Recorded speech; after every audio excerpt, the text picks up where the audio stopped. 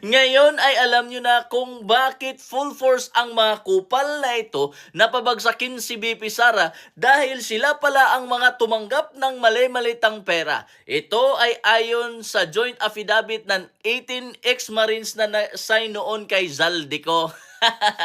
Hindi na ito yung linya na tell it to the Marines, kung hindi, tell by the Marines. Unahin natin yung si Romualdez, si Castro, andyan din si Abante na pastor ko, no? Sandro Marcos, Laila de Lima, Tulfo at iba pa. O ngayon mga tangalista at mga loyalista, hanggang ngayon ba magbubulag-bulagan kayo sa katotohanan? Pinagnanakawan na nga kayo ng harap-harapan, subalit pinagtatanggol nyo pa ang bubobo ninyo.